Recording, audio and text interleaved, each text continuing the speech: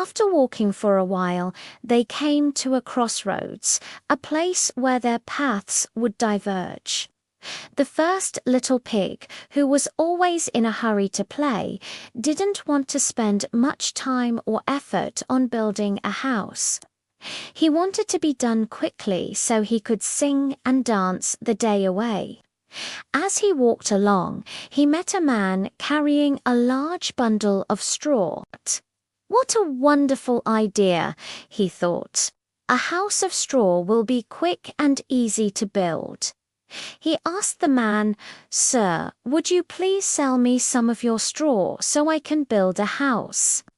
The man agreed, and the first little pig bought the bundle of straw. In no time at all, he had built a cozy-looking house of straw. It wasn't very sturdy, but he didn't care. He finished his work, stepped back to admire it, and then spent the rest of the day playing his flute and dancing merrily. The second little pig, who was a little less lazy than his brother but still preferred fun over work, continued down his own path. Soon he came across a man with a cart full of sticks. Thought the second pig, a house of sticks would be stronger than a house of straw, and it still won't take too long to build. So he approached the man and said, "Excuse me, could I buy some of your sticks to build my house?" The man kindly sold him a bundle of sticks. The second little pig worked a bit harder than his brother. He tied and stacked the sticks, and in a few hours he had a house of his own. It looked a bit more solid than the straw house, and he was quite pleased with himself. With his work done, he joined his brother, and the two of them sang and played together for the rest of the afternoon. Now, the third little pig was different. He remembered his mother's words very clearly. "Whatever you do, do it with all your might." He was a thoughtful and hard-working pig, and he knew that a house needed to be strong and safe to protect him from any dangers that might be lurking in the forest. He walked much farther than his brothers, passing up the easy options.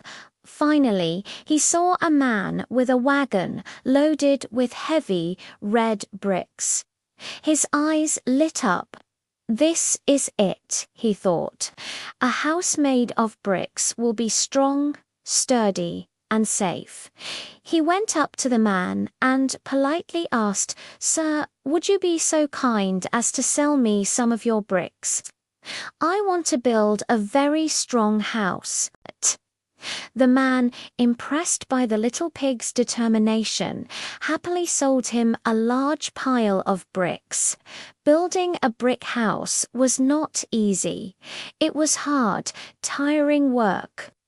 The third little pig had to mix mortar, lay each brick carefully, and build the walls straight and tall. He worked all day long, sweat dripping from his brow, while his brothers played and made fun of him. "Why are you working so hard?" they called out. "Come and play with us." But the third little pig just shook his head and kept on working. He built a strong foundation, thick walls, a sturdy wooden door, and a big, solid chimney. By the time the sun began to set, his beautiful, strong brick house was complete. He was exhausted, but incredibly proud. He went inside, lit a warm fire in his new fireplace, and felt truly safe and secure. The very next day, a big, bad wolf came prowling through the forest. He was cunning and hungry, and he had a particular craving for a tender little pig. His sharp eyes soon spotted the house of straw. He crept up to the door and saw the first little pig inside, completely unaware of the danger. The wolf licked his lips and knocked on the door. Little pig, let me come in," he called out in a deceptively sweet voice. The first little pig peeked through a crack and saw the wolf's big paws. His heart jumped with fear. "No, no, not by the hair of my chinny chin chin," he squeaked. The wolf's sweet voice turned into a menacing growl. "Then I'll huff, and I'll blow your house in," he roared. And he took a deep breath, and he huffed, and he puffed, and with one mighty gust, he blew the house of straw completely apart. The straw flew everywhere.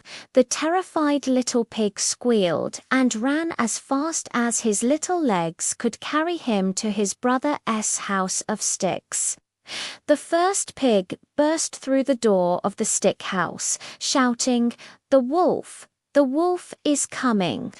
The second pig quickly barred the door just as the wolf arrived. The wolf, even hungrier now, knocked on the wooden door. Little pigs, let me come in," he called. The two pigs, trembling inside, shouted back, "No, no, not by the hair of our chinny chin chins. Then I'll huff, and I'll puff, and I'll blow your house in." The wolf roared again. He took a great big breath, and he huffed, and he puffed, and the house of sticks began to shake. He huffed and he puffed again, even harder this time, and the sticks came tumbling down. The house collapsed into a messy pile. The two little pigs, squealing with fright, scrambled out of the wreckage and raced towards their brother's brick house. They pounded on the strong wooden door, yelling, "Let us in! The wolf is chasing us." The third little pig, who had been calmly reading by the fire, quickly opened the door and let his terrified brothers in. He bolted the lock just as the wolf, now furious and famished, arrived at the brick house. The wolf pounded on the door. Little pigs, let me come in," he snarled. The three pigs, now feeling much safer behind the thick brick walls, boldly replied, "No, no, not by the hair of our chinny chin chins. Then I'll huff, and I'll puff, and I'll blow your house in." The wolf bellowed, angrier than ever. He huffed and he puffed. Nothing happened. The brick house didn't even tremble. He huffed and puffed again, his face turning red with effort. The house stood firm. He huffed and puffed until he was completely out of breath, but the brick house was simply too strong. Defeated but not ready to give up, the cunning wolf decided to try another way. He looked up and saw the chimney. "Aha," he thought, "I'll climb onto the roof and slide down the chimney to catch them."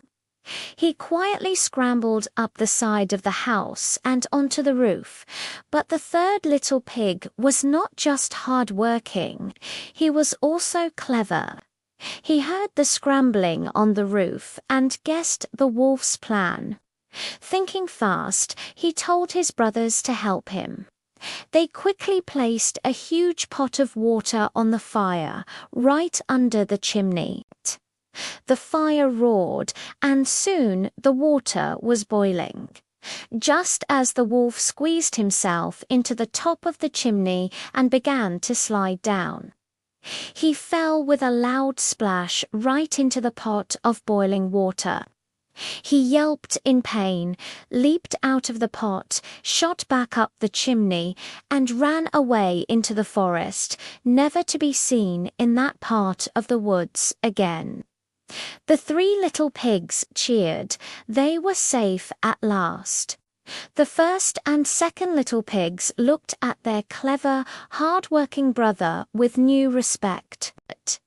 They apologized for making fun of him and thanked him for saving their lives. They had learned a very important lesson that day. From then on, they understood that taking the time and effort to do things right is always the best way. The three little pigs lived together happily in the strong brick house, and they never forgot their mother's wise advice. Whatever you do, do it with all your might. And that is the story of the three little pigs. Thank you for watching. I hope you enjoyed the story. Don't forget to like and subscribe for more classic tales. See you next time.